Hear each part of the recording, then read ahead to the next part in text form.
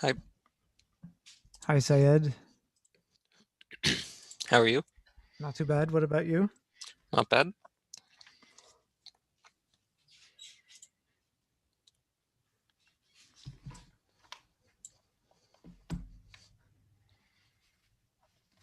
I think the lecture last day, I think I noticed near the end that it wasn't being recorded.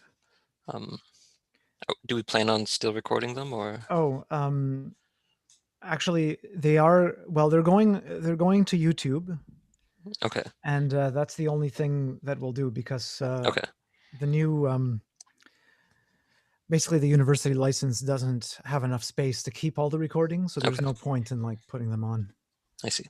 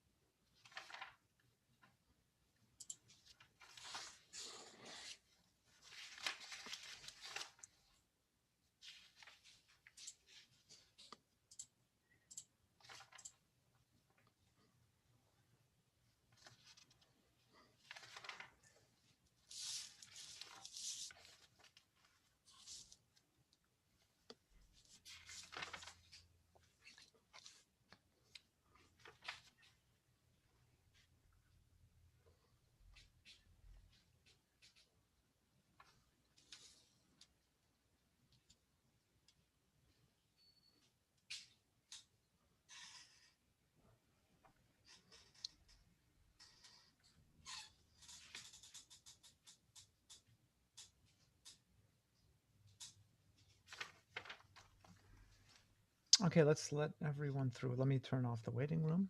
Okay.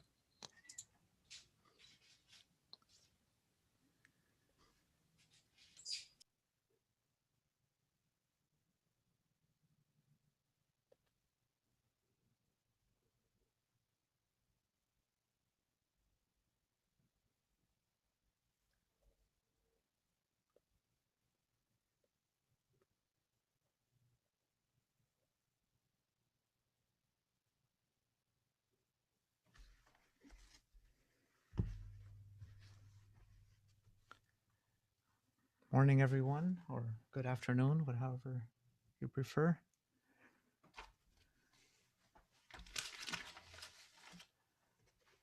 Okay, so there will be a quiz right at the start of class.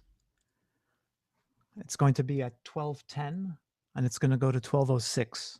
Sorry, 12:16. Let me just make sure that I set it at the right time. It'll be through Quirkus, so please log into your Quirkus. November 19 quiz from 12:10 to 12:16. Yeah, it looks good.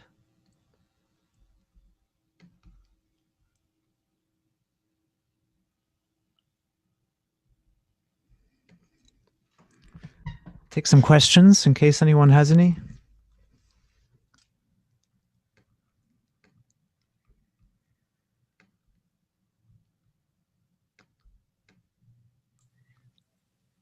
So there seems to be a question in the chat by Shi Chen.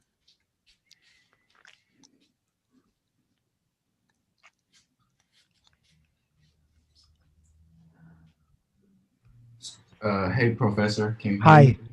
Yeah, I can hear you. Go ahead. So there was the question asked in Piazza about the block form of the normal form. So the identity matrix should be on top left or top right. There Oh, was that's a good point. Let me. Yeah.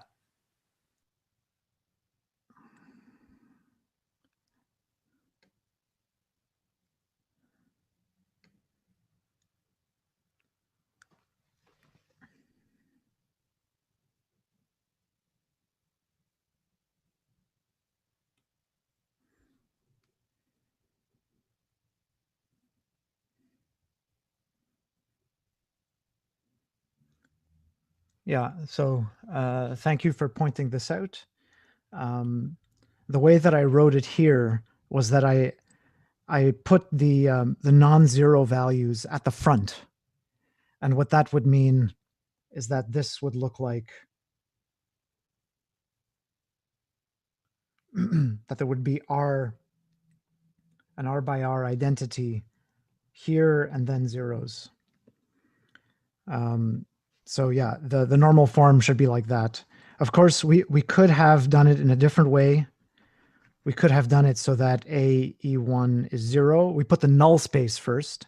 So E1 is in the null space, E2 is in the null space, and so on. And then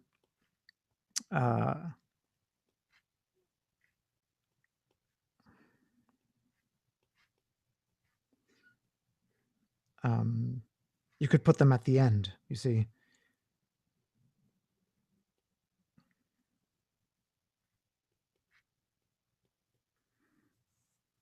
So it's just about relabeling the bases. Yeah. Okay, thank you. So yeah, the question is, the way that we did it was that we just said that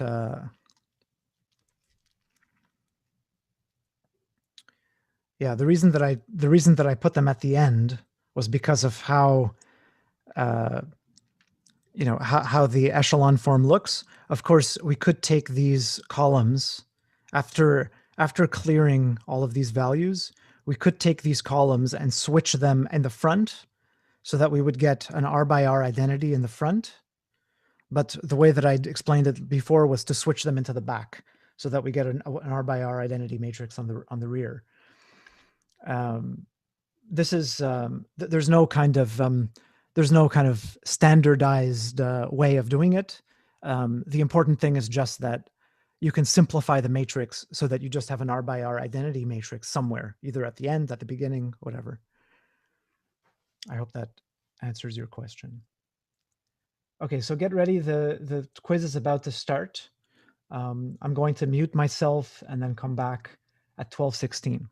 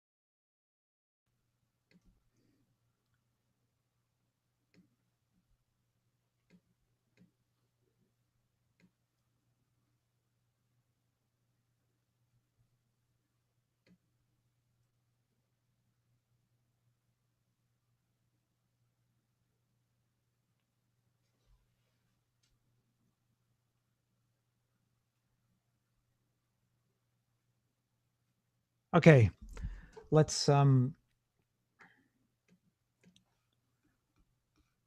begin. Okay, so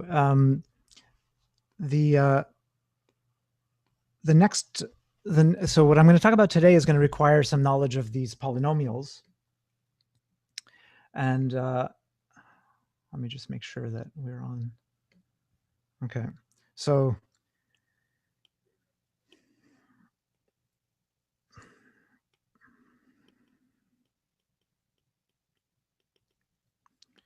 so the reading of chapter 4 is kind of a review of the basics of polynomials. And you have to understand that polynomials in one variable are very much closely connected with the difference between the real and the complex numbers. Okay, because I'm not going to teach this subject. I'm hoping that you did the reading. So, but I will review a couple of things. So, the idea of the complex numbers is that if I write a polynomial like this is a polynomial with real coefficients. Okay, but this polynomial does not split as a product of linear factors over the real numbers. You cannot write this as x minus lambda 1, x minus lambda 2, where these are real. This is not possible. Okay, so for that reason, we introduce a new number system. We extend the number system to include the two solutions to this equation. Namely, we introduce, once we extend the numbers, we get x minus I and x plus I, because I squares to minus 1. Okay, so this is the fundamental trick of extending the number system from the reals to the complex numbers. And this would be, I would say this would be of no importance and would be unimpressive, except for the following fact, which is that once you add this one extra kind of direction, once you expand the numbers in this particular way, you are able to factorize all polynomials into linear factors without having to extend the numbers again. Okay, so once the extension from R into C is done, we can factor or split all polynomials. So in other words, if we now write any polynomial now, let's say,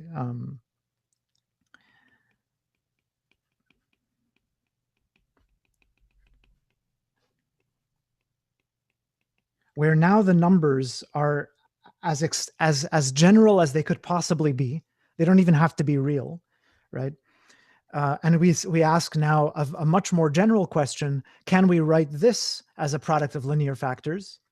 And indeed, it is always true. So we can always put it as an z minus lambda 1, z minus lambda 2, all the way to z minus lambda n, and all these numbers are in C. Okay, so it's a kind of amazing fact that with this simple extension, by just adding I and all of its real multiples, we managed to simplify all polynomials. Okay, any questions about this?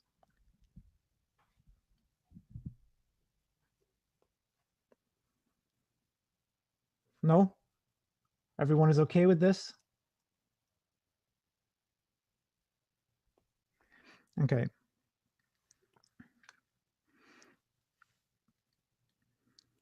All right, so let's begin the analysis. So what I said was that we're now studying.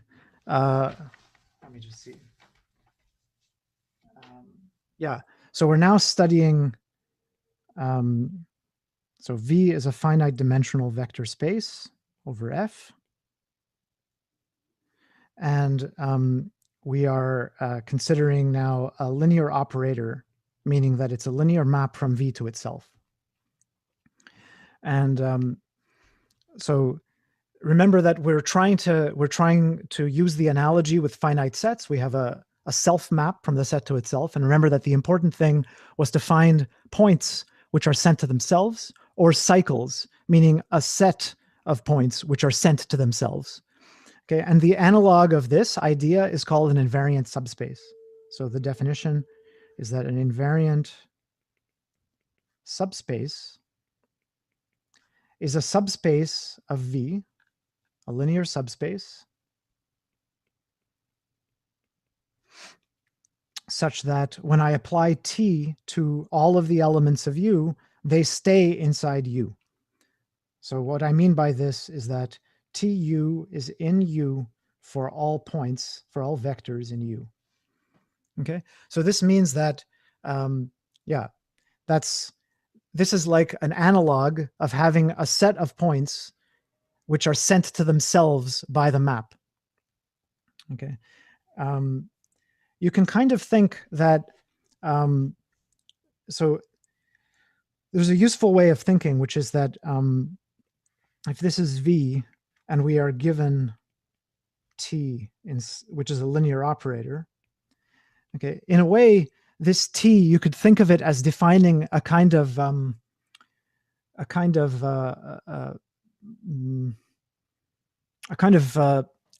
time evolution, or what's sometimes called a dynamical system. What I mean by that is, imagine if you start at a specific position inside your vector space. Then, because you have T, you can naturally just apply T to the point that you're at, right? And then you would get a new point. So if this is, let's say, V0, this would be Tv0, which would, maybe you could call it V1.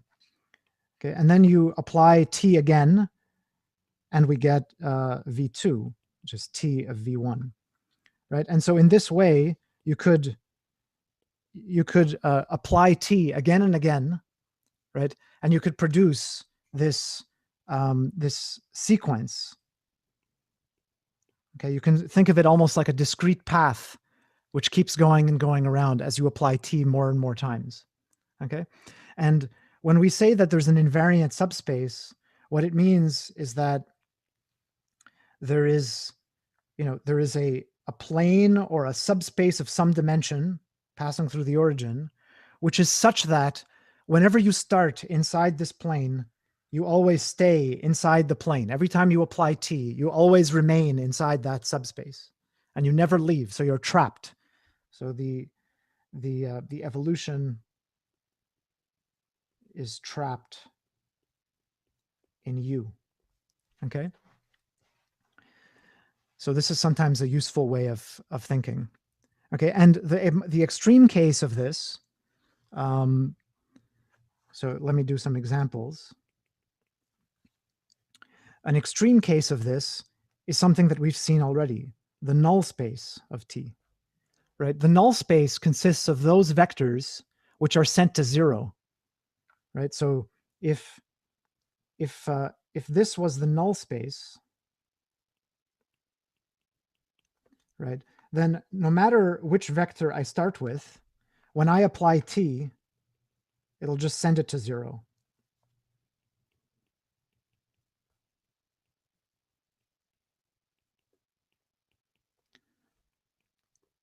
So the null space is definitely an invariant subspace. Okay. Any questions about this example? The fact that the entire null space is collapsed to 0, but 0 is inside the null space. So the null space is an invariant subspace. Any questions?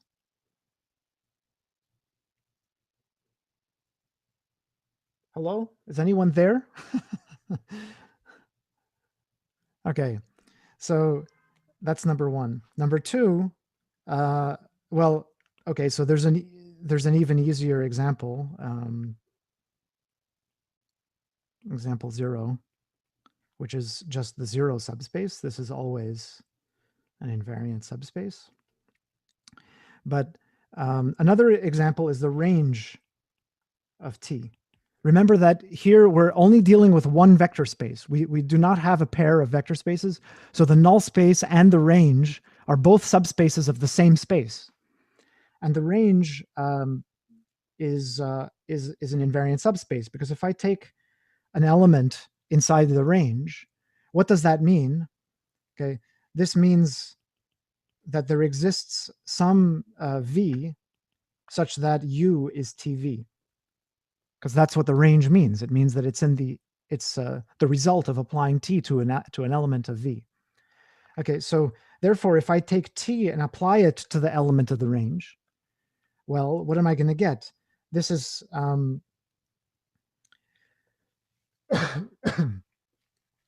well, this is t of u, so it's in the range of t.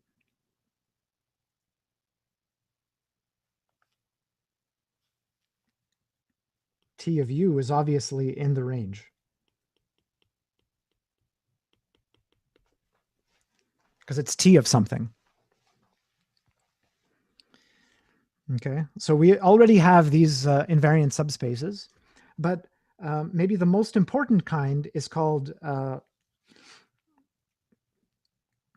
is the case of an eigenvector. So, well, okay, instead of putting it as an example, I'm going to keep it as a separate definition. So an eigenvalue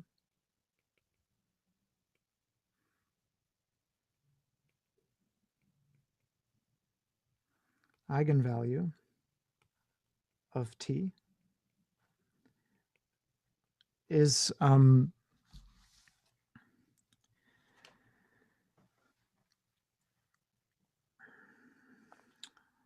number lambda in the field such that there exists some vector, a non-zero vector, with tv equals lambda v.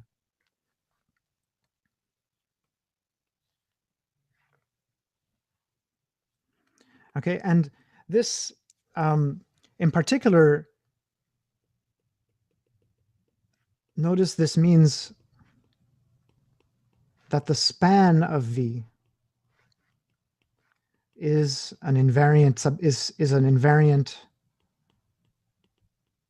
subspace. Okay, it's a subspace where the dynamics is very simple. Let me draw a picture of it. So let's say that we have v. It generates a line through the origin. Okay, and when we apply, let's say lambda is equal to like 1.5, when I apply t, we're just going to get this. And then if I apply t again, we're going to get t squared v, and so on. So what you'll get is a whole sequence of points. Okay, and they all lie in the same line.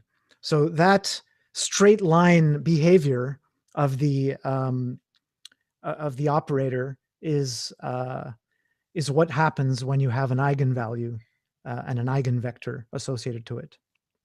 Now, warning.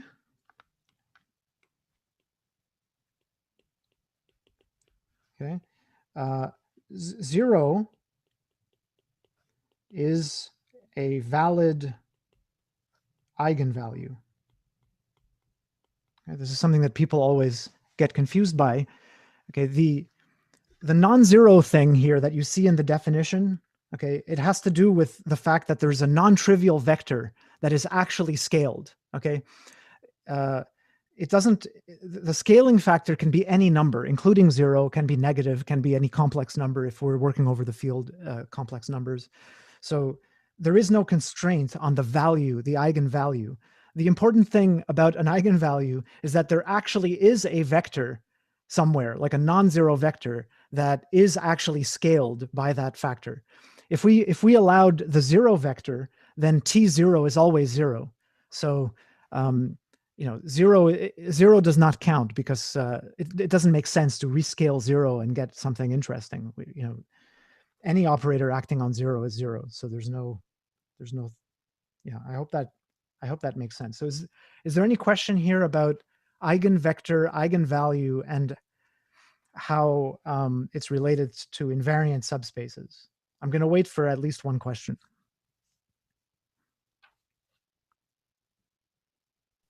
So essentially, if 0 is a valid eigenvalue, then any vector in the null of T is an eigenvector? Correct. Correct. So any V non-zero in the null of T is an eigenvector with eigenvalue scaling factor 0. Okay, that is perfectly okay.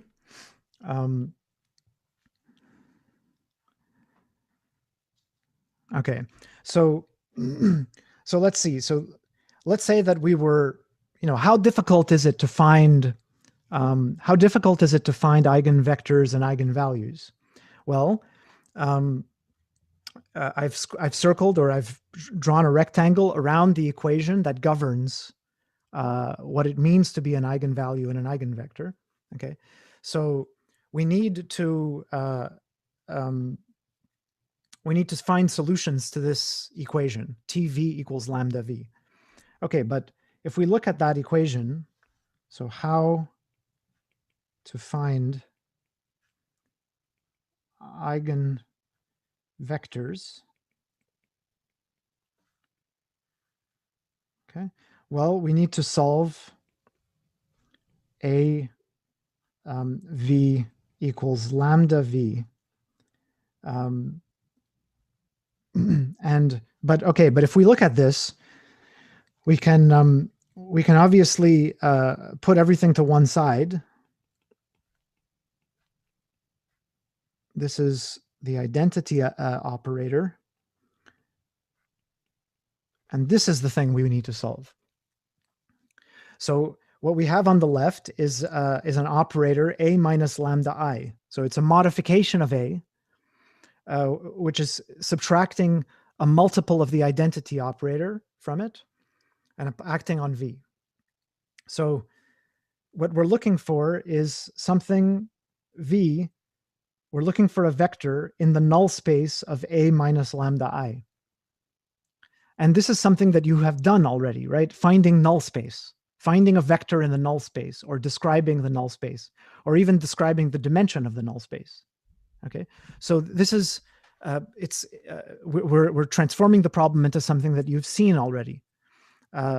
Okay, so here's the point: is that in order to find an eigenvector, you need to find a lambda, a number lambda, which has the property that this operator, A minus lambda I, has a non-zero null space.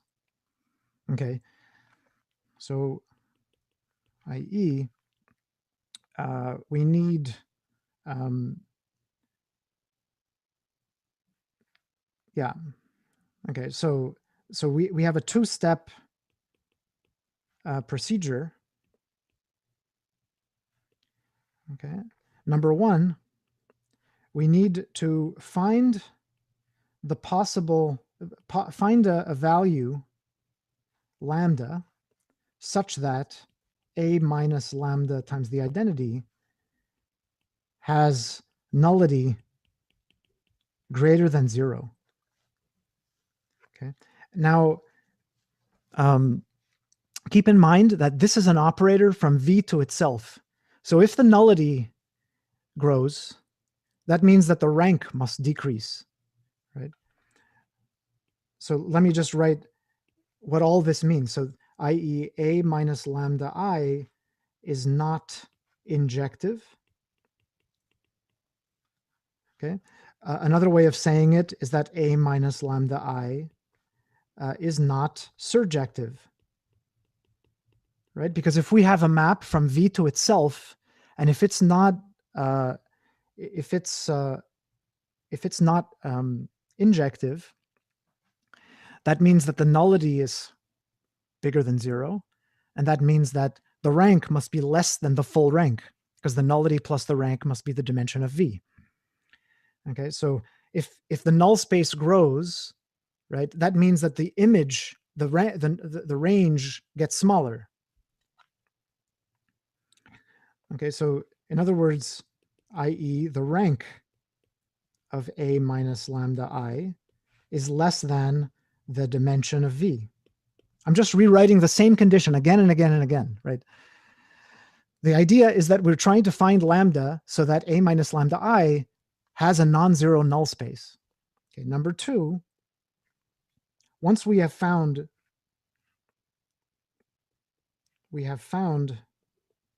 a specific lambda, let me call it lambda 1,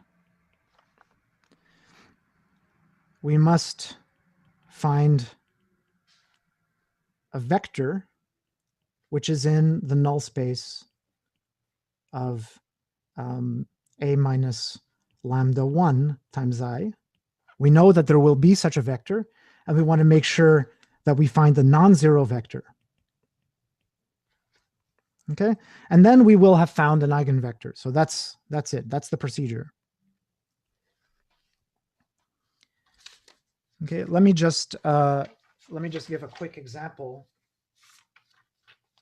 of this.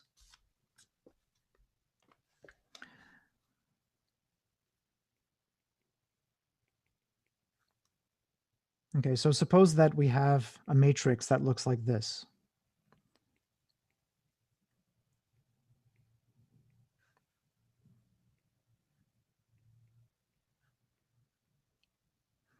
Okay.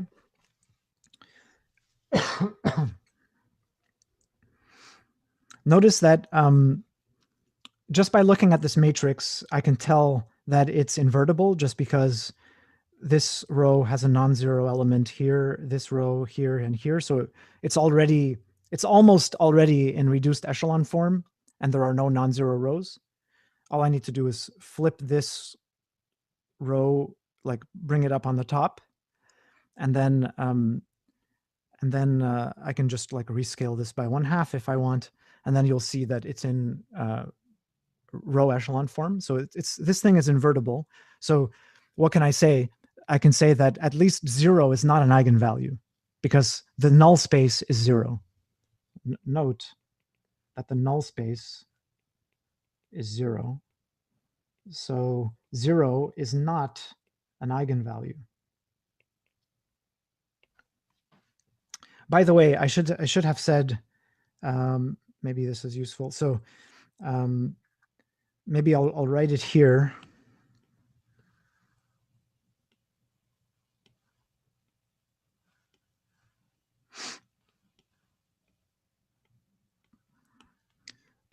The set of eigenvalues in the field is called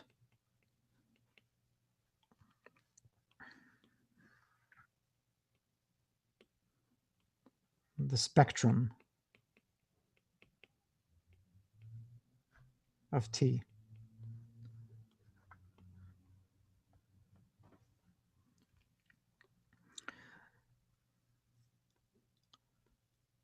This is this is very closely related to the spectrum of gases or the spectrum of elements when you shine light through a gas, right? And you get these spectral lines. You get light is absorbed or is emitted at certain frequencies, certain discrete frequencies, and these frequencies they are characteristic of each different gas or each different element or even molecules. And so they're kind of characteristic numerical values associated to the object. And so that's like a spectrum. It tells you a lot of information, which may allow you to identify the operator. Okay, so anyway, 0 is not in the spectrum. But anyway, that's irrelevant. I just need to find the spectrum. So what I'll do is I'll take A minus lambda times the identity, And this will be the matrix minus lambda, 4 minus lambda, 1 minus 5, 0, 1, 0, 2. So I've now created the matrix that I need to analyze. Okay, so I need to find, so the question is, when does this have a non-zero null space? Okay, so how do we do that? Well, we can just do Gaussian elimination, try to make it so that there's a 0 row, so that the null space would be non-zero. So we can do Gaussian elimination. So let me do Gaussian elimination. What I'll do is I'll just try to do it a little bit fast. I'll multiply the first row by 2. And I'll multiply the third row by lambda.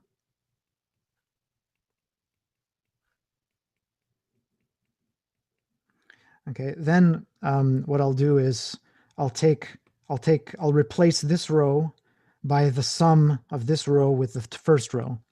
So that will kill the first entry, and I'll get 2 minus 5 lambda, and I'll get lambda 4 minus lambda, and that replaces this row.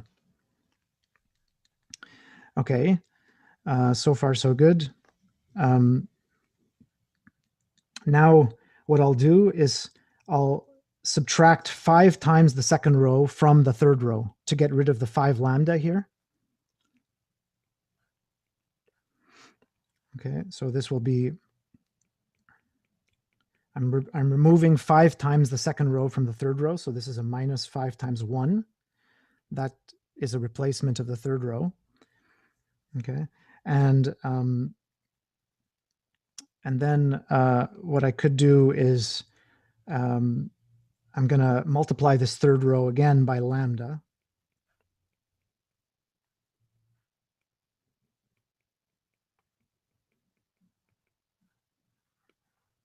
Okay, so that I can now add 2 times the second row to the third row to get rid of this 2 lambda.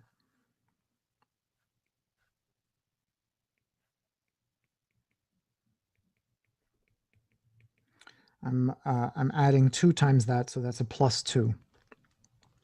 Okay, so in the end, what have I got? I've got this row, and this row.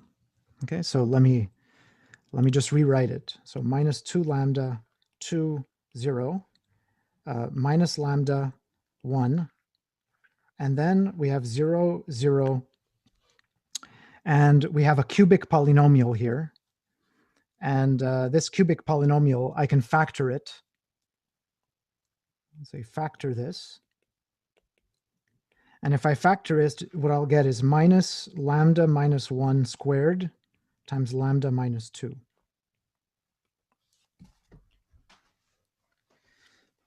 Okay, so if we stare at this thing, what do we see? Well,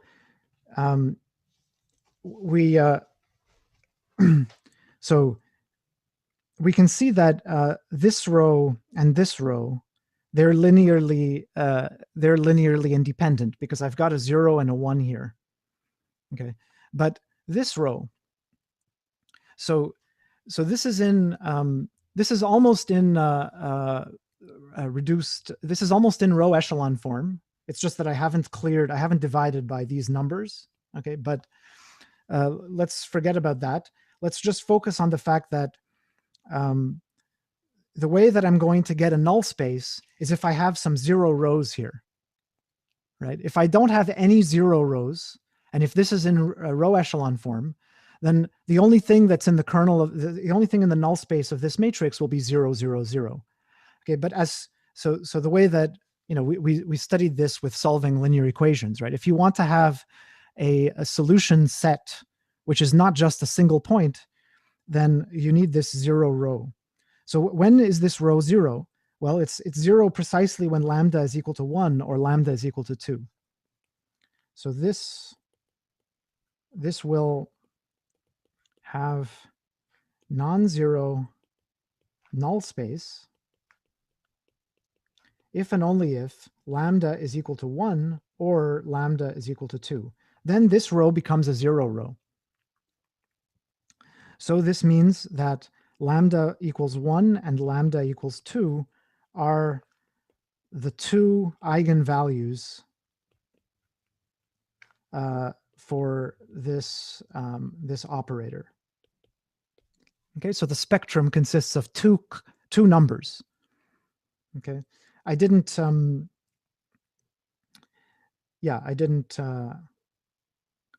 think I didn't divide, I don't have any fractional numbers here.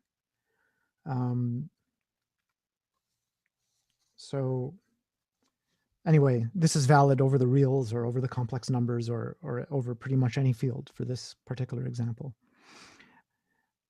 Okay, so this is the first part of the procedure. I have to find a value lambda so that a minus lambda has nullity greater than 0. So I found the values. Okay, but that's only the first procedure. What about once I found a specific lambda, I have to find an actual vector in the null space. So what I need to do now is I need to plug in lambda equals 1. So we now need to let's choose lambda equals 1 first. So this is the first part. And then this is the second part. Choose lambda equals 1 first and plug it in the explicit value. And what we're going to get is, so for lambda equals 1, this matrix becomes minus 2, 2, 0, 0, minus 1, 1, 0, 0, 0. And what we need to find is a vector in the null space of this.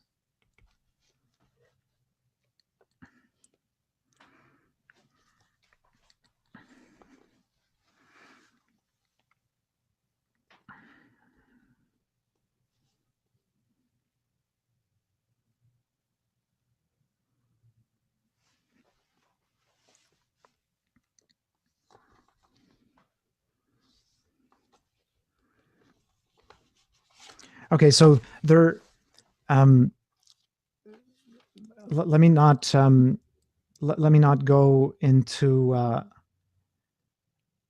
detail about this part because you've done this many times about finding a basis for the null space. But that's what you need to do here. We need to find a vector in the null space, and that vector will be an eigenspace, or will be an eigenvector for lambda equals 1. Okay, and then what we do is we change the value of lambda to lambda equals 2, and then find an element of the null space there. So it's two computations, one for lambda equals 1, one for lambda equals 2. Okay, and then I would have found two eigenvectors, and this matrix, this operator doesn't have more than two eigenvectors, it turns out. It has only one eigenvector, if I remember correctly. Okay, any questions about this procedure so far?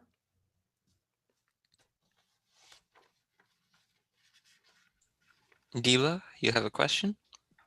Yeah, how do you know that a given matrix only has a certain number of eigenvectors or eigenvalues? Like, how do you know we're done? That's a good question, and that's the theory that we're developing now. So that's what we need to discuss now.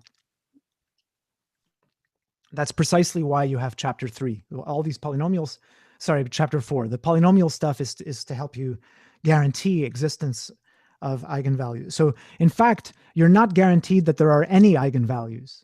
It depends on the field that you're working over. Okay, so for example, okay, so let me,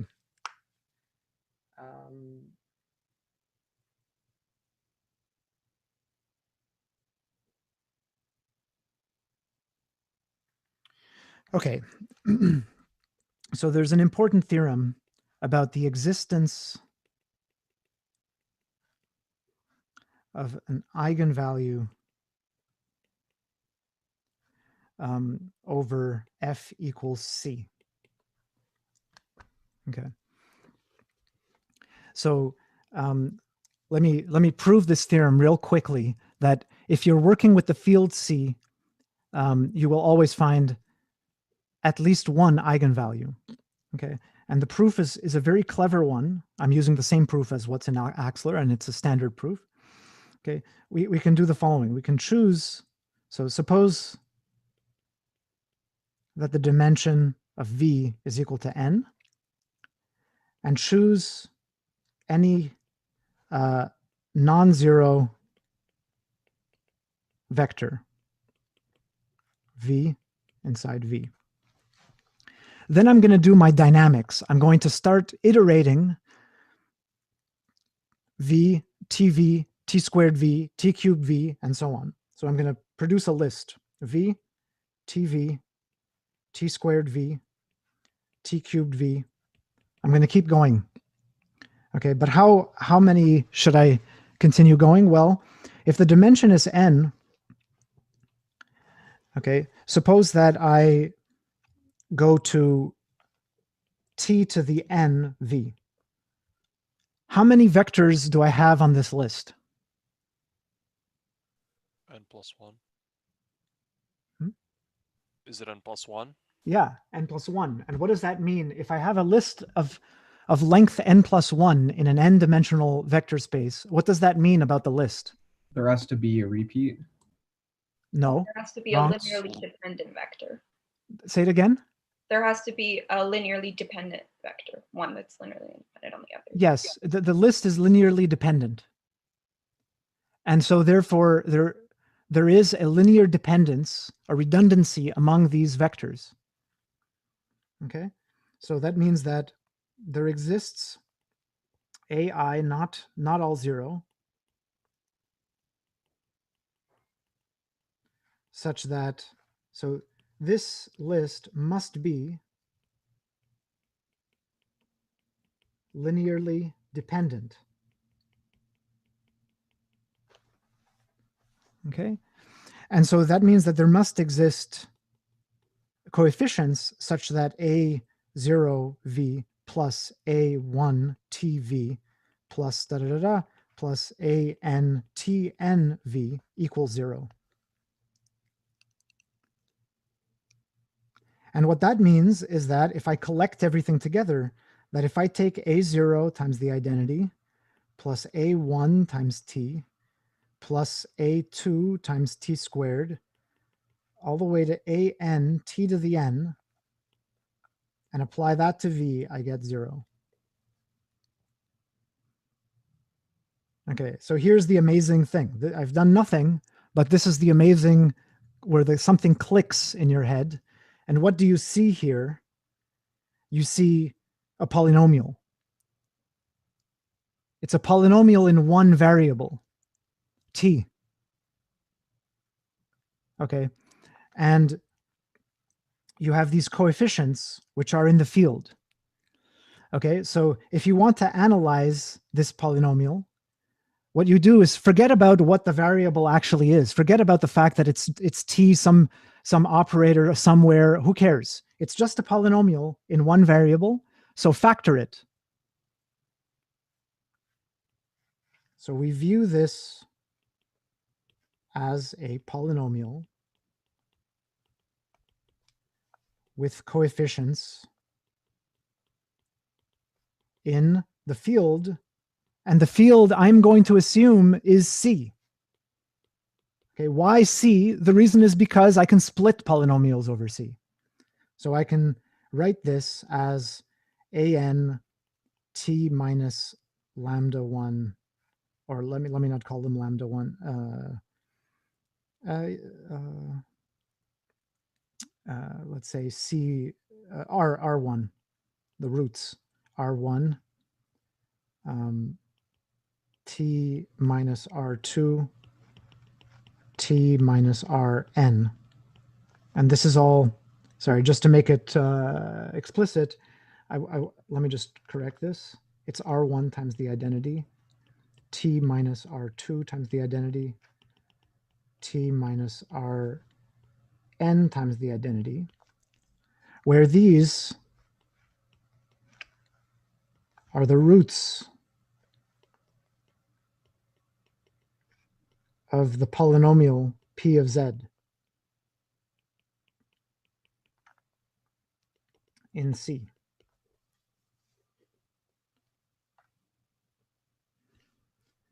Okay, so what does this mean? This means that now I have a product of operators, operator 1, operator 2, operator 3, operator n, applied to a non-zero vector is equal to 0. So that means that the null space of the product of these operators is non-zero. So the product of the t minus rki has a non-zero null space, meaning that, i.e., you could think of it this way, that it's not invertible. Right? Being not invertible means that it's not injective and not surjective. So because we know that the product of everything is not invertible, that means that one of those operators, at least one of them, has got to be non-invertible, has got to have a null space which is non-zero, at least one. It could be any one of them, it could be all of them, but you don't know yet. All you know is that one of the operators in the list must have a non-zero null space. At least one of the factors is not invertible, which means that t minus lambda for some I has a non-zero null space. So we get eigenvalue lambda. Sorry, this should be Ri. Eigenvalue lambda 1 equals Ri. An eigenvector. Well, the eigenvector, we don't know what the eigenvector is. You need to find it.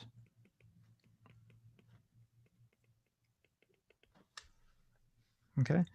So you see, it's a very clever way of approaching the problem, is that you do this dynamics and you use the finite dimensionality of the space to say that, I mean, someone said that it recurs. It doesn't really recur, but it recurs in the sense of linear combinations, that there will be a linear combination once we have n plus 1 of these vectors, which is redundant.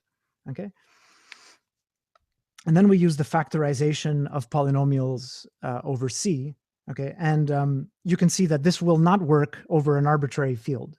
So if that polynomial cannot split, then you can't conclude that there will be an eigenvalue. And indeed, so it doesn't always split. Okay, so if we can find a basis of eigenvectors, let's say E1 up to En. Okay, this is the last observation. I'm going to end on it today. So if you are so lucky that you can find a basis of eigenvectors, then when I write this operator in this basis, look at what happens. When you apply t to the first eigenvector, you're just going to get a multiple of it. So you're just going to find lambda 1 here and then zeros elsewhere. When you apply the operator to each one of these eigenvectors, you just get a multiple of it. So you just get a situation that looks like this.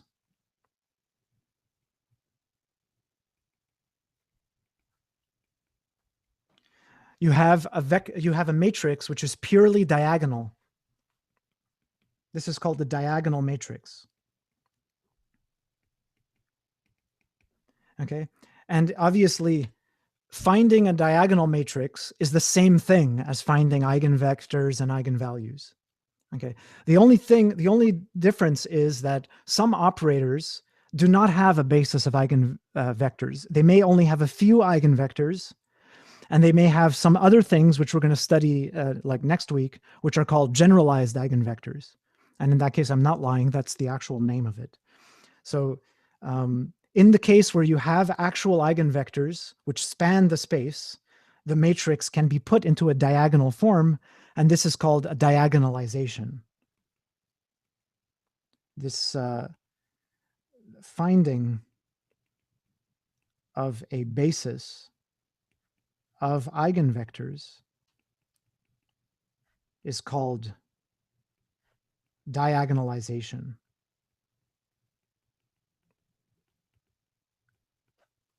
Okay, let me leave it there, and we'll have some office hours now. So yeah, I'll let it open to questions, and see you on Thursday if you need to go.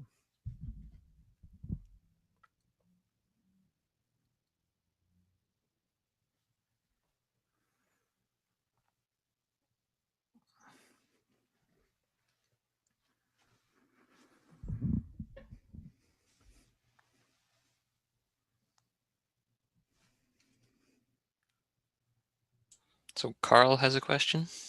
Let me just open the picture so I can see I everyone. was just hoping you could briefly go over why that list in the proof is linearly dependent. I didn't quite follow. Okay, yeah. So you see that this I have a vector, and then I have this process where I can iterate. I can apply t arbitrarily many times, right? So I can produce as many vectors as I want. I can produce, 1 million vectors. So if I produce 1 million vectors in a 3-dimensional space, Mm-hmm. right? I mean, they have to be linearly dependent. Yeah, Why? for sure. I'm just thinking because the dimension of v is n, and then you only iterate it n times. I understand, but how many elements are there on that list? I'm guessing n. Well, look at it. It's right there. Count it. How many are there? Oh, there are n. No, there's not n.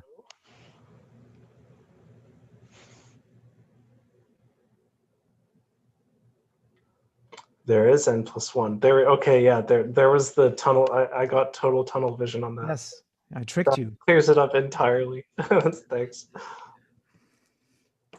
Okay, so Shuji has a question. Hi, Professor. Hi. I also have a question for the proof. So, like, Okay. so how can we deduct from the how can we deduct from T minus RKI has non-zero null space to the existence of eigenvalue? So does that mean RK? Okay, so Yeah. existence of an eigenvalue, okay, it means that we're going to find a vector such that TV is a multiple of V. Yes.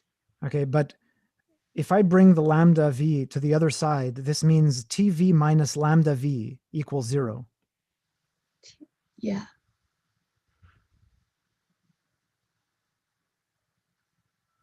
Right? But then I can take the V out.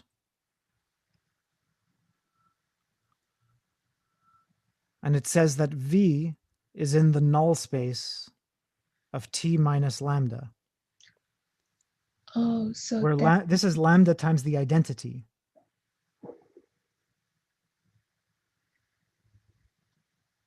Oh, so that means RK is an eigenvalue. Well, okay. I mean, the way you should think of it is that if you can find any number, if you can find a number lambda, any number at all, such that T minus lambda I has a non-zero null space, what that means is that you will find a vector such that TV equals lambda V. So you'll find an eigenvector. Oh, So finding an eigenvector is a special case of something that you learned already, which is to find an element in the null space of this operator. So once you have, once you know that one of these operators must have a non-zero null space, that tells you right away that you have an eigenvector. Oh, that makes sense. Yeah, thank you. You're welcome. So Yash has a question. Yeah, hi. Hi. Could you just go back to the example you gave? Yeah, this one. Where you gave specific values for A, the 3x3 matrix. Yeah, this one. I think Yeah, you have a so delay, so it takes a while to refresh for you. Yeah. oh, okay. Yeah, so what I wanted to know was that, like, in the end, the last matrix you got, so you know the first two rows are linearly independent, and Yeah. I think your goal is to ensure that the rank is not 3. So you're basically like you want the last two to be 0. Is that correct? Sorry, I mean, this is the final matrix under the assumption that lambda is equal to 1. I plugged in No, I'm lambda talking equals to about 1. yeah, I'm talking about this matrix, the one with the lambda. Okay, so this one, you want it to, yeah, that's right. You want it to have a null space, or you want the rank to be less than 3. Yeah. Yeah, so I get that, but what I don't understand is that like when you find the null space for, suppose when you substitute lambda is equal to 1. Yes. So when you find the null space for this matrix, for this matrix. Yeah. So how do I know that? I mean, I don't understand why the null space for this matrix gives eigenvectors for A. Like the, yeah. Okay, like so that was the basis, same. yeah. So your question is exactly the same one that was just asked before you. So No, I get that. Like after the, I mean, these, you applied row operations to A minus lambda I.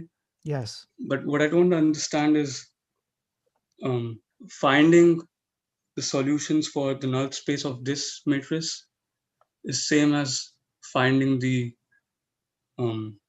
eigenvectors for A. So you agree that if I can find a vector I agree in the with null this. space of this matrix, then I will have succeeded. I will have found an eigenvector, right? Yes. Okay. Now, what about if I don't understand this matrix, right? If this matrix looks like this, it looks complicated. So what am I going to do? I'm going to apply row operations. 1, 2. Okay, a whole bunch of them. Yes.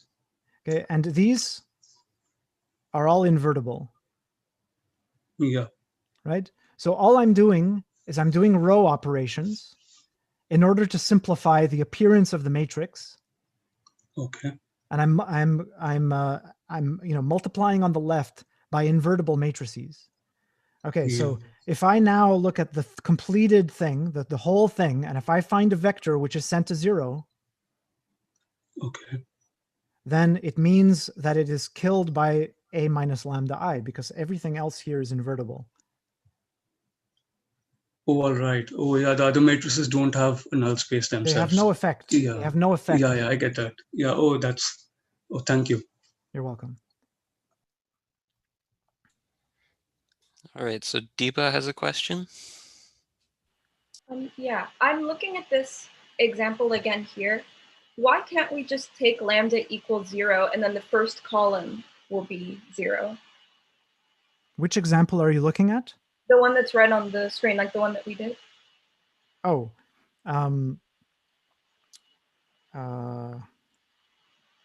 this.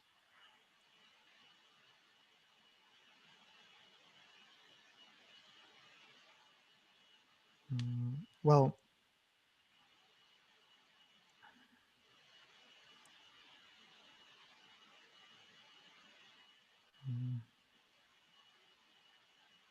sorry, you're saying why not take lambda equals to 0?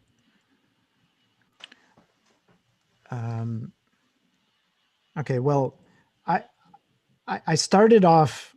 Yeah, thank you. That is a good question, but it is it's because I kind of went a little bit fast.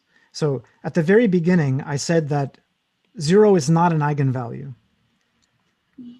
Okay, so how did I use that fact? Well, remember that at some points I was multiplying certain rows by lambda, right? Because I used it as a kind of shortcut. A computer wouldn't have done this, right? A computer would have just done row reduction just in the normal way. But I did it in a slightly strange way because I multiplied this row by lambda, right? And I might have even done that again. I might have multiplied this row by lambda in order to kill this guy. So I was multiplying by lambda, right? So that's not kosher if lambda is 0. You cannot do a row operation which multiplies a row by 0, because then we could just kill every single row and just make them all 0, right? So that would be an illegal operation, but for the fact that I already checked that lambda equals 0 is not going to be a solution. So I'm guaranteed that whatever the lambda is that I'm trying to find, it's not 0. So you have to be, so just be careful. What I did was I kind of, just because I don't like dividing by things, okay, I use the fact that lambda is not equal to 0 for this particular example. Okay, I see that now. You just have to look at the original matrix A, right? Yeah. Okay, perfect. Thank you. In fact, you shouldn't worry, you should not assume that lambda is not 0. I mean, there's plenty of matrices that have null spaces and they will have 0 eigenvectors. Okay, so Omar has a question. Right, so if lambda can't be 0 in this case, what do we do when the case, when it's the case that lambda can be equal to 0, since we can't multiply? So again, the challenge, the step 1, okay, is to take a minus lambda I and find its null space. So find a condition for which it has a null space. And the way you do that is by doing row reduction, or if you have determinants, then you can take the determinant of A, but that's a much less efficient operation. All you want to do is figure out when this matrix has a null space. So do row reduction. That's what I did. I did row reduction with some tricks. Just don't use tricks. Just do the row reduction explicitly. Like, I'm not sure what. Yeah, so I managed to confuse you because I did the following thing. I multiplied a row by lambda. And that is not a kosher row operation unless lambda is equal to 0. So what you should do is you should do row reduction. And if you ever want to multiply by lambda, then you need to check the special case, is lambda equals 0 a solution? That's all. Okay, then. Is that clear? Yeah, I guess I'll play around with the row reduction. It should be clear then. I just still have a question. Like, I understand how when you're working over C, you need to have at least one eigenvalue, but I don't understand how, like, we know when to stop in a sense. Like, let's say we find 3 eigenvalues. How do we know that that's kind of it? Well, okay, so that's a good question. Well,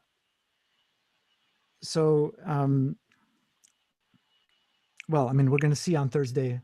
We're going to see on Tuesday when you should stop. But the basic result, which is in the beginning of chapter 5, is that so if V1, so there's a theorem, very simple theorem. Let me state a simpler version than what's in the theorem, what's in the book. So suppose that suppose V1 and V2 are eigenvalues with eigenvectors with eigenvalues lambda 1, lambda 2, and suppose that lambda 1 is not equal to lambda 2. then v1, v2 is linearly independent. Okay, the theorem in the book says that if you have a bunch of these eigenvectors, and each of them has an eigenvalue lambda 1 up to lambda n, and if the lambdas are all distinct, then the vectors are all linearly independent. So in other words, if you keep finding eigenvectors with different eigenvalues, they're guaranteed to be linearly independent, and so you stop at n. Another way to know when you have to stop is that you find your condition here. The condition was that lambda is a 0 of this polynomial. So there's only two possibilities. Lambda equals 1 and lambda is equal to 2. Those are the only two possibilities. So you have to analyze each one separately. T minus lambda, where lambda is equal to 1, this will have a one-dimensional null space. So you're going to find one eigenvector in this case. And then for the lambda equals 2 case, you're also going to find one eigenvector. And so that's it. Those are the only two possibilities. So either way, in any way that you want to cut it, however you want to cut it, there's an obvious end to the procedure, just because there's only a finite number of zeros here, and there's only a finite dimension. So you can only have such a large null space. You can basically figure it out all out. So let me just prove this really quickly. So how do we know that these are linearly independent? So the proof is just a couple of lines.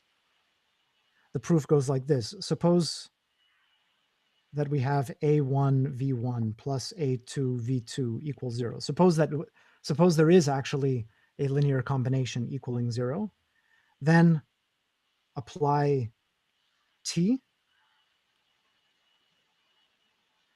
And what do we get? We get a1 t of v1 plus a2 t of v2 equals t of 0, which is just 0. But this here is nothing but a1 lambda 1 v1 plus a2 lambda 2 v2 by assumption. So we have two equations governing v1 and v2. Okay, and if we analyze, let me give these numbers, equation 1 and equation 2. Okay, so what we want to show is that a1 is equal to 0 and a2 is equal to 0. That would show that they're linearly independent. Okay, so to show a1 is equal to 0, okay, what we need is to combine this equation and this equation so that there is no v2 in the equation. There's only a v1, so that we can conclude that v1 is equal to 0. So how do we get rid of v2? We need to multiply this equation by lambda 2 so that this term I can just add them and it'll kill the v2 term. So to show that a1 is equal to 0, take lambda 2 times 1 minus minus 2. And this will give a1 lambda 2 minus lambda 1 v1 equals 0. Okay, but I assumed that this is non-zero. Okay, so, and this is non-zero because they're eigenvectors, and eigenvectors are never 0. So this implies that a1 is equal to 0. Okay, to show that a2 is equal to 0, we take lambda 1 times 1 minus 2. Okay, that way we're going to kill the first term and we're going to get an equation in the second term. We're going to get the same thing. We'll get that a2 times lambda 1 minus lambda 2 v2 is equal to 0. And this implies that a2 is equal to 0. So you can see that this technique will generalize to arbitrary numbers of eigenvectors. So you can see that the nice thing about eigenvectors is that they're automatically, as long as the eigenvalues are different, the eigenvectors are automatically linearly independent. This argument is a very beloved argument by physicists. They use this argument all the time in quantum mechanics. Like a quantum mechanics problem set must have this argument on it, forever, always. Right. So Thank you. Neil has a question. Hi. So I Hi. noticed for the identity matrix, for instance, after solving for eigenvalues of that, we just get the single eigenvalue 1, and it also seems though like it is two independent, like say the 2 by 2 identity matrix would have two linearly independent eigenvectors, like any basis of R2. So is it always the case then that, is it always the case then that the number that if an eigenvalue is repeated twice in that polynomial that you get by doing the row factorization, then it will have two eigenvectors as well?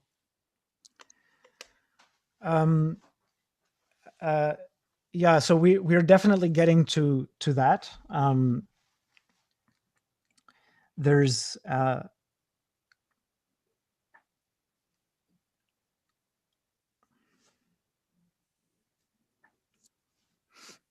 so it's not this polynomial. So there's many polynomials.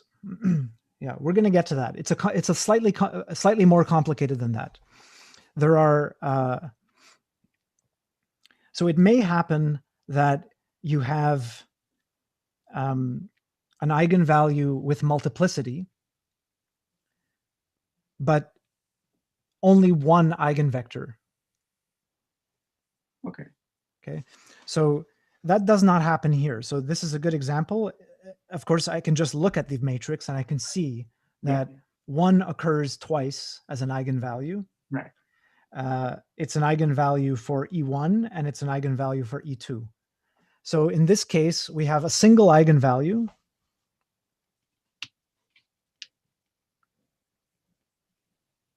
But there's a two-dimensional space of eigenvectors.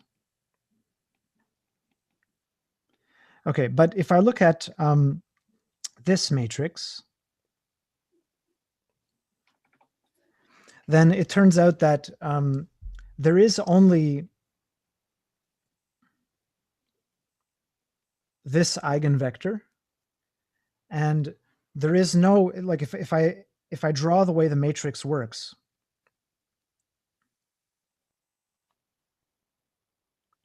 what does this transformation do? It takes this vector to itself, and it takes this vector to this vector. So in other words, this transformation, you're right, is a shear. It does the following.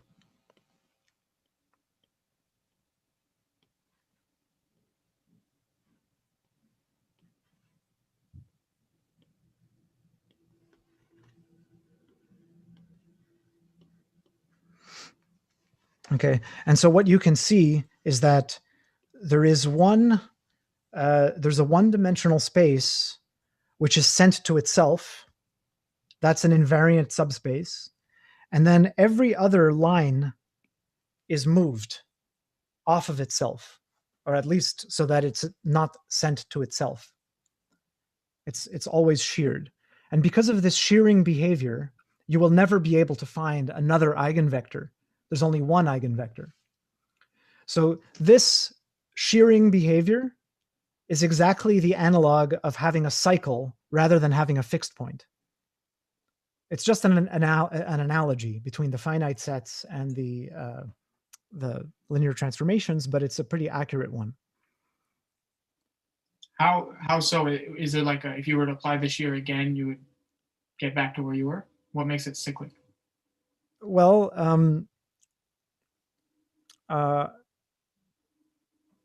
cyclic, I mean, the thing that makes it cyclic is that Let me give a slightly larger example just to emphasize what's happening.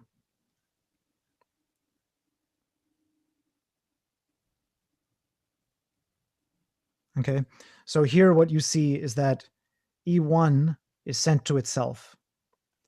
And that's the only eigenvector. Where is E2 sent? Well, it's sent to itself, but there's a remainder, which is the previous one. E3 is sent to itself, but there's a remainder, and the remainder is the previous one, and so on. So if you want to make it, we're gonna see this in detail later, but you're asking about it, so so if you want to think of it a little bit more as a cyclic thing, what you should do is remove the eigenvalue. So you should take A minus 1 times the identity. This is equal to this matrix. Now I've removed everything on the diagonal. And what does this one do? It takes E1 to 0. It takes E2 to E1. It takes E3 to E2. And it takes E4 to E3. So this is not quite a cyclic thing, but it is called cyclic anyway. E4 has the name, it's called a cyclic vector. The reason is because if you apply this operator to E4, you get E3. If you apply it again, you get E2. Apply it again, you get E1.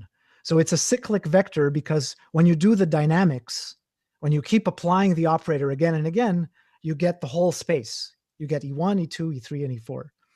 The problem is that the reason that it's not exact analogy is because at the end, instead of going back to the beginning, you just die. E1 is killed. Okay, so it's not a cyclic. It's that's the difference between the reincarnation view of life and the more realist view of life, which is that it just comes to an end. And in finite sets, with these bijections, remember we assumed that we were dealing with bijections. So those were permutations, right? Which just had cycles, right? But you see here, we're dealing with operators that are not necessarily invertible. Here we have a kernel, we have a null space.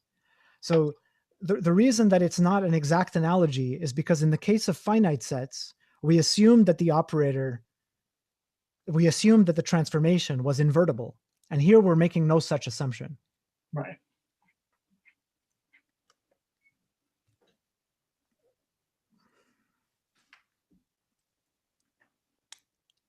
But anyway, we're going to go into detail with this. This is the topic, when you see a matrix like this, this is exactly what's called the Jordan form of the matrix, of the operator. So the Jordan form is kind of an acknowledgement of the fact that there are not necessarily enough eigenvectors. Instead, what happens is that you get this cyclic behavior, which is exactly as shown here. And when you put it in the cyclic form, that's called the Jordan canonical form. Oh, so maybe then generalized eigenvectors or something like that. Like instead of applying it once. This is what these are all generalized eigenvectors. So we're going to cover that in the coming couple of weeks.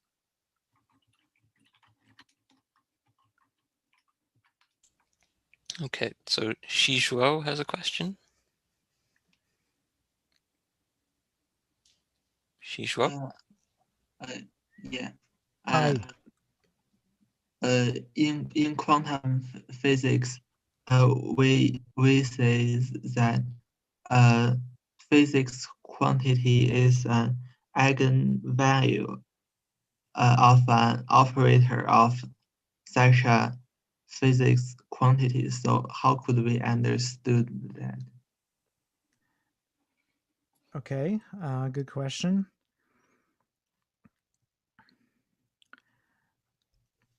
So what, do you want me to teach you quantum mechanics? That's fine.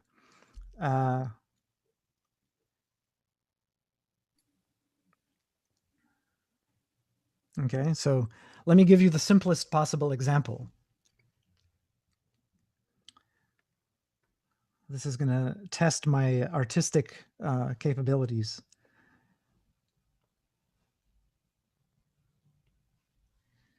Okay, so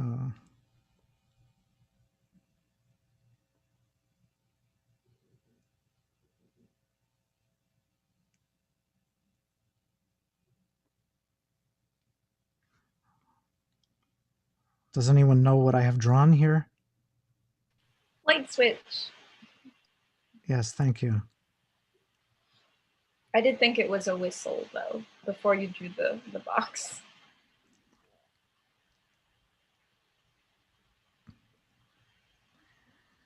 Okay, so everyone knows that a light switch can either be up or down.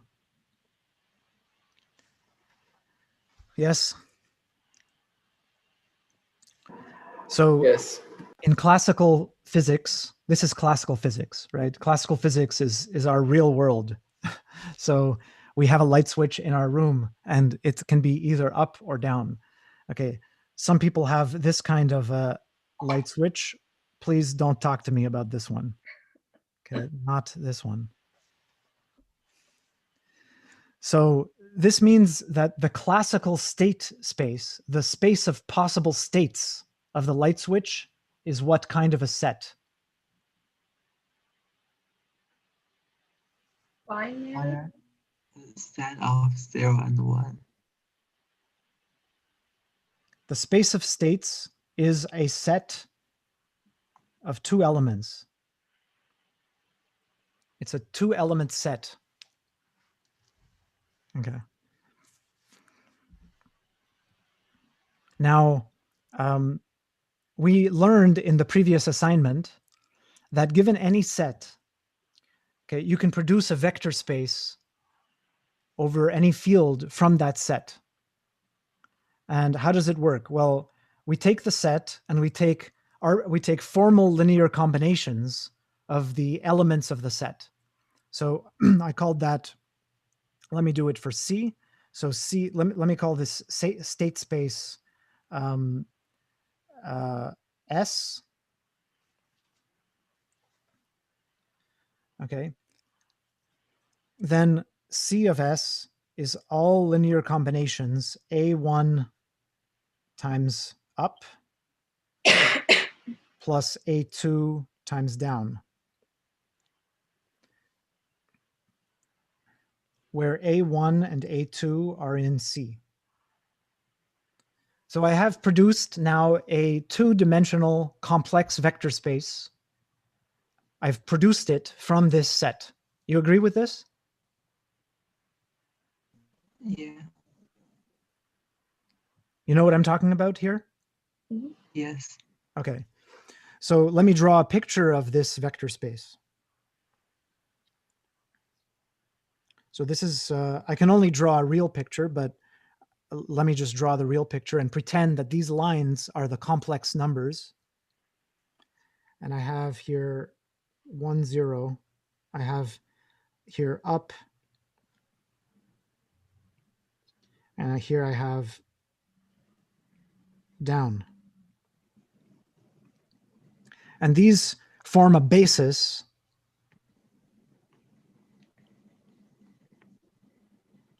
of the two-dimensional space. Okay, do you agree with this so far? Yeah. Okay. So in quantum mechanics,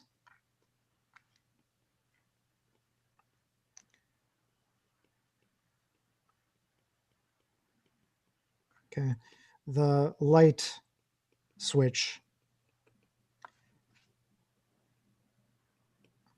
has quantum state,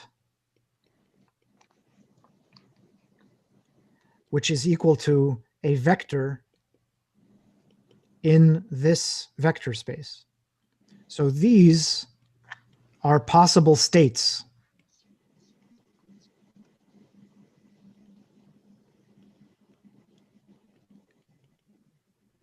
Of the light switch. Okay, the possible states of the light switch are actually formal linear combinations of the classical states.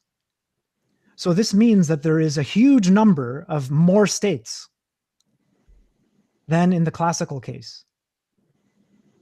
And and if you evolve the system, so if you shoot, if you throw a bowling ball at your light switch and you throw, all kinds of things at it, what happens is that this state moves around inside this vector space. So there's a dynamics of the state inside inside the vector space, right? But in the classical case, what happens if you throw a basketball at the light switch, maybe it was down and maybe now it's up. So the dynamics is just bouncing between up, down, depending on what happens to it. But in quantum mechanics, the dynamics is different. It's a vector that's moving in this space. Okay. Now, where do eigenvectors and eigenvalues come in? Okay. Then you need to introduce an operator. The operator is sometimes called the position operator. Okay, so I'll call it P. That's a bad name for the position operator. I'll call it Q. Okay, so there's a position operator in the classical case. The position operator is the following operator. What state is the light switch in? You apply the operator to the light switch, and what the operator does is it just tells you either up or down. Okay, so it's the operator is basically a function that takes the state. It basically outputs the state, right? If I ask, is the light switch up or down? And then the operator will tell me what position the light switch is in. It's in the up position or the down position. Okay, in quantum mechanics, the position operator would be like this.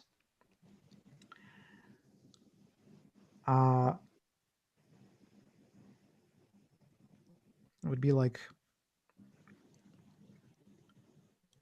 this, 1 minus 1.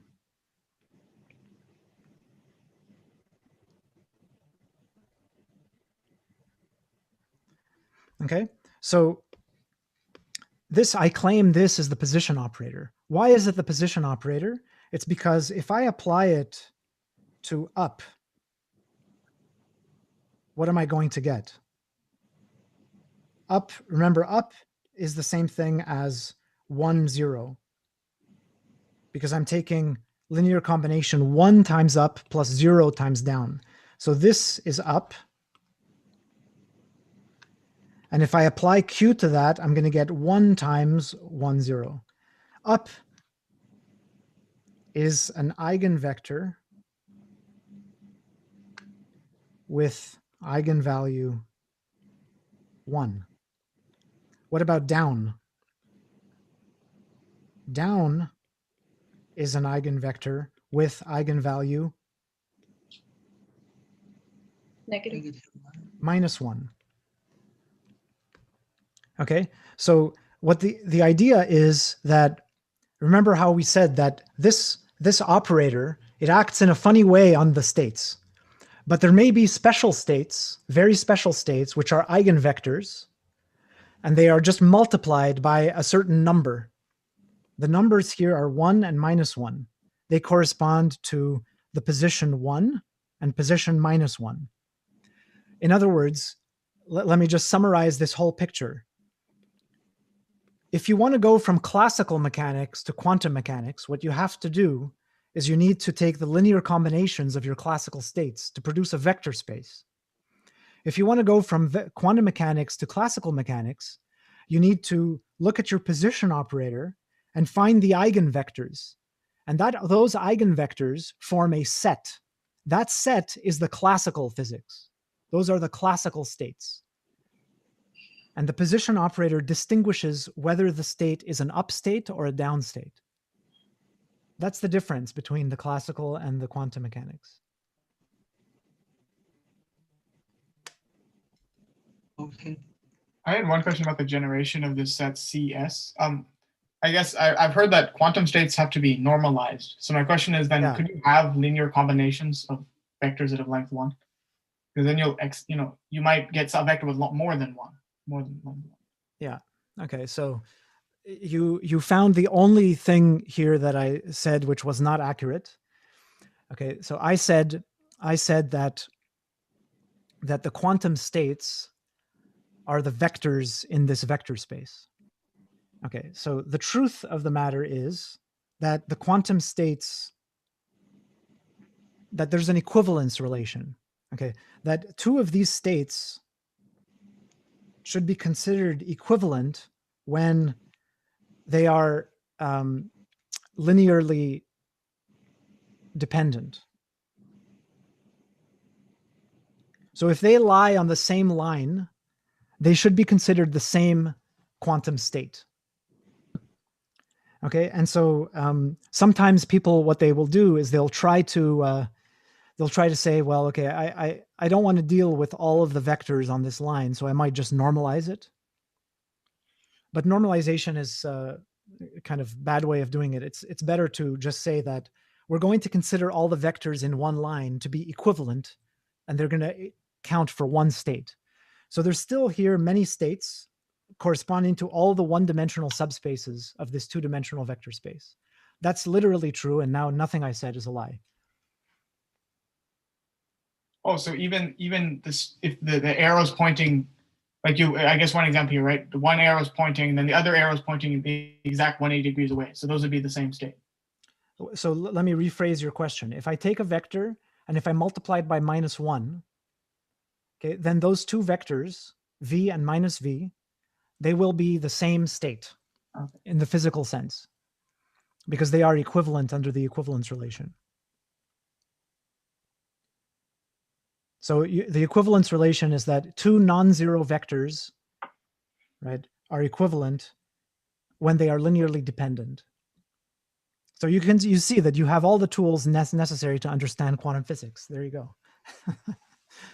But the position operator will spit out a different number for those two vectors, right?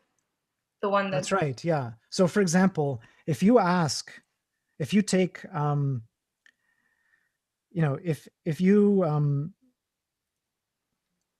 that's right. So if you have a state which is, yeah, that's true, but the eigenvalue will be the same, right? If I take Q of -1, 0, this will also be 1 times -1, 0. So that means it's still in classical state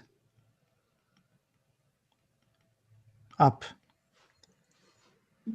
The position operator spits out an eigenvalue. The eigenvalue tells you the classical state. Mm-hmm. So if you are somewhere in between, let's say, if you have a vector in between, which is neither up nor down, then when you apply the position operator, you will not get an eigenvalue. It won't be a multiple of the vector. It will move it to a different vector. And so the consequence of that is that you only get a probabilistic result, that it doesn't tell you what the classical state is. The classical state is in a probabilistic superposition of up and down, and quantum mechanics doesn't tell you what state it will really be in for sure. It doesn't tell you. It only tells you the state for sure if you happen to be an eigenvector. Mm-hmm. So if the position operator does not spit out an eigenvalue, then quantum mechanics does not predict what state it's in the classical sense. It only has a quantum state, and you just have to deal with that. Does it not exist in the classical sense, or do we just not know what it is? It does not exist in the classical sense. Like the truth of the matter is that objects have quantum states which are in a vector space. I mean, some people like to say that the entire universe is a vector in a gigantic vector space, and it's moving around that vector depending on the dynamics of the universe. But that vector is not a classical state. It doesn't the light switch really is not up or down. It's something slightly in between. It's just that most of the time it is very, very close to that eigenstate, to that eigenvector. So for all intents and purposes, it behaves like a classical state. But if we are very, very careful, and if we apply, a very sophisticated, set of operations, physical operations to the light switch, we might be able to rotate that vector so that it isn't in an eigenstate. Okay, but the problem is that that's very difficult. So it's very difficult to create states which are in between. So it's very difficult to take advantage of all that extra room that you have in the vector space that you don't have in the classical space. That's why it's difficult to build a quantum computer, because they need to take something which normally is just in a bunch of finite states, like a bunch of transistors. They're just a bunch of switches. Mm-hmm. And then they need to kind of isolate it from the environment and apply certain magnetic fields to slowly rotate them, carefully, so that they are no longer in the classical states. And then when they're in this bigger, much larger space, then they start to rotate them and manipulate that vector in the vector space to do a computation. But they need to be very careful, because if too many things hit it, it kind of forces it to be in one of the classical states. I see. So the people at Google, let's say, who are doing this, there's an academic team, and then there's also a Google team, and they're both working on building a quantum computer with, like, I forget how many they had, something like 21 switches, or some I think it was like 64 switches or 32 switches, I can't remember. So that would mean that the dimension of their vector space is like, 2 to the 64. It's a gigantic dimension that they are literally moving a vector in that gigantic dimensional space by turning certain knobs and switches, turning on magnetic fields and so on. They're moving around in a very high dimensional space to do their computation of, like, factoring the number 15 or something like that. Mm-hmm. Huh, interesting. Well, Gurmanjot had a question in the chat. Yeah, go ahead. I didn't actually have a question. The row you're F talking thing. about, the row F one. Okay. Yep. Oh no, I was just wondering if this, like since we were talking about, like, the previous assignment and, like, how we were talking about the position operator just now. So yeah. I was wondering if the position operator Q would be, like, analogous to, like, how we have, like, position operator on, like, this Q for, like, the classical version of, like, everything. Would that be equivalent to, like, our mapping from our set, like, S to itself, and then our like, position operator in the I guess in the quantum, like, states would be row F in that regard. So the classical version of the position operator, okay, is a function, little q, from the space of states, yes, to the field, which in this case is the complex numbers, and the value on up is 1, and the value on down is -1. Oh, okay. So if your light switch is in a certain state, then the classical position operator will literally, it's almost like you put a ruler here, right? And here's 1, and here's -1, and you tell me what the position of the tip of the light switch is. That's what this Q is.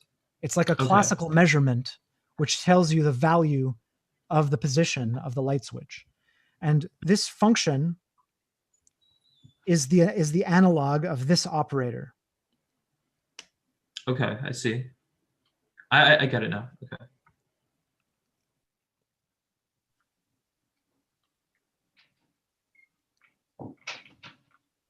We still have 10 minutes, so you should go ahead.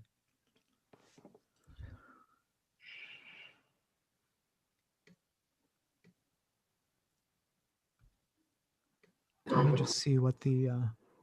Is there any way to, like, visualize all of this? Because like you do a two-dimensional graph earlier with the axes as the complex numbers, but then like, is there any other way in which we can like represent this thing? Well,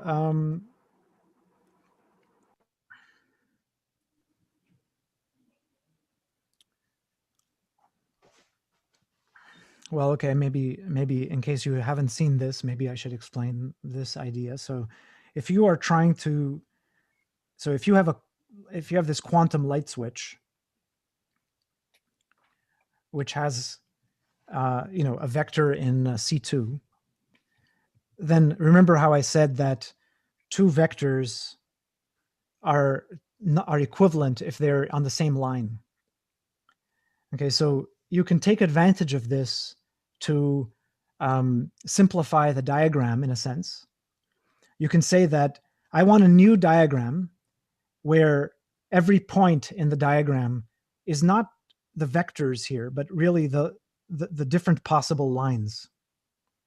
Because these are the real states. These are the true states. They're just lines through the origin.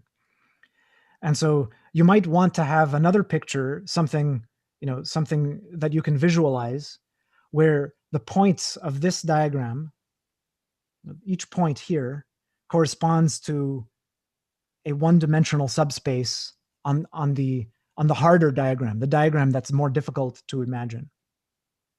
Okay, so these now are states. And here, these are states. Okay, so you can see that it's a kind of dimensional reduction. The states here are being represented by one-dimensional subspaces, whereas here they're being represented as points. Okay, so the question is, how do I build a visualization diagram like this? Okay, so the answer is the following. So what you could do is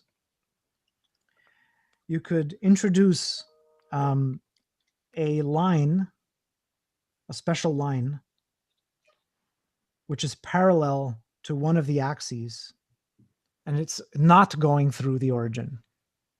So this is a complex line parallel to the y-axis, but it is not passing through the origin.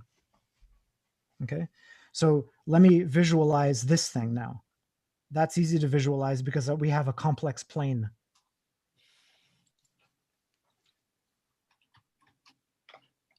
Okay, and now what's happening is that every state is a one-dimensional subspace which will intersect this line exactly in one point.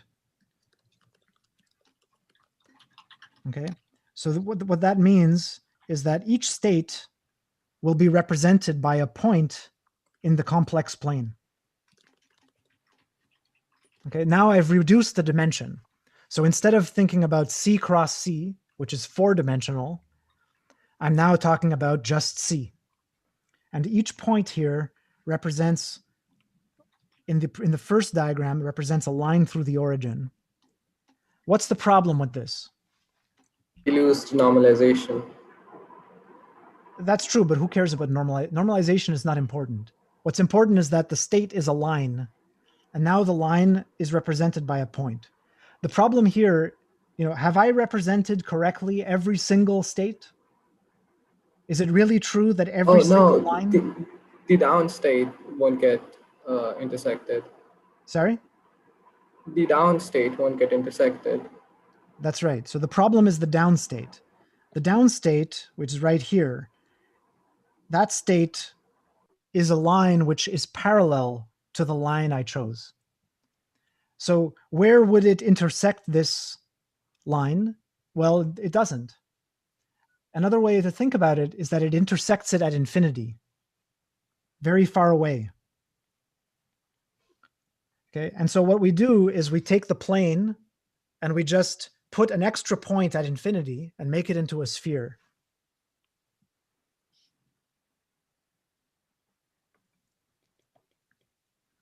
We add an extra single point, which we call the point at infinity. And here, let's say we put 0, here's 1, here's I. You see, I'm just taking the complex plane and I'm adding a single point at infinity. And that point at infinity, that will be the down state.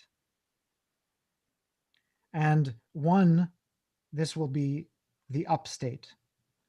So you can see that all of the different quantum states are actually points on a sphere.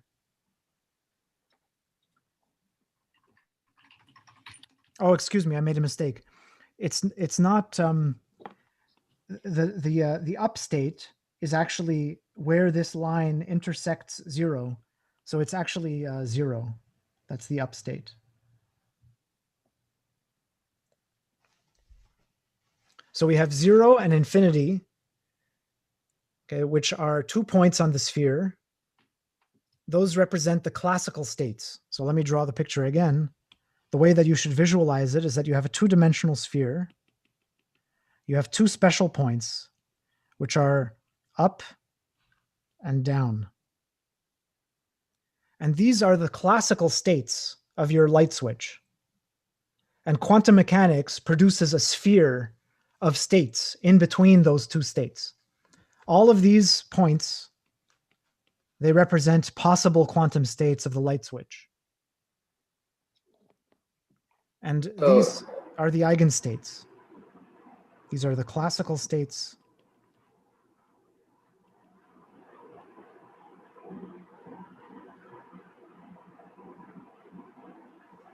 And these are the quantum states.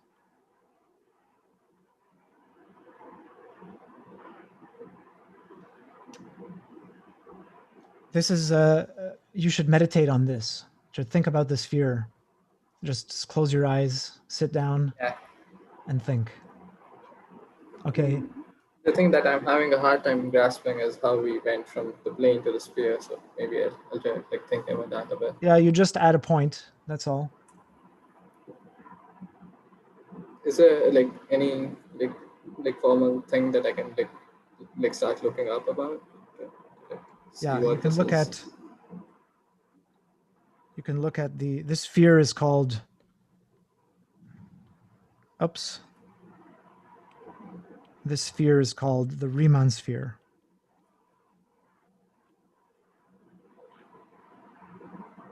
I'm just Googling around. Is it also called like the Bloch sphere? Yeah, in quantum mechanics, they sometimes call it the Bloch sphere, but yeah.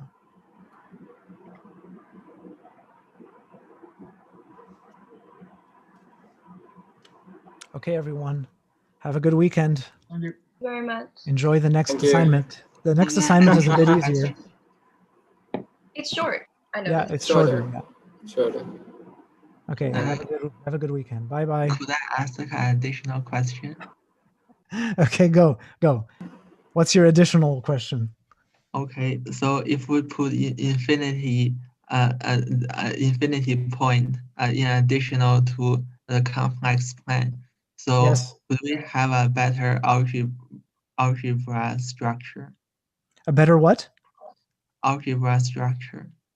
Algebra structure? Or something like that. I guess a field with like an infinite point. Right? Oh, that's what you mean.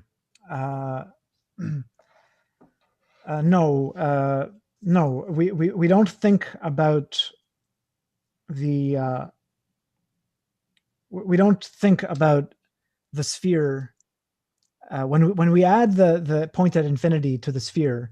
We're not thinking of it as a field or like a bigger field or an extra point in the field. We're really thinking about taking a vector space and making it into a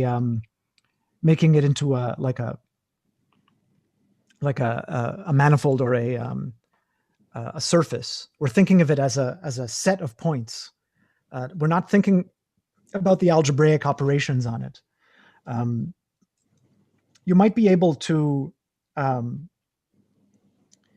you might be able to write axioms for this thing. It won't be a field. It won't be an algebra. But that's not what we normally do. So what's important here is to think of the resulting space as a set of points rather than as a set of numbers. But anyway, you can explore that on your own.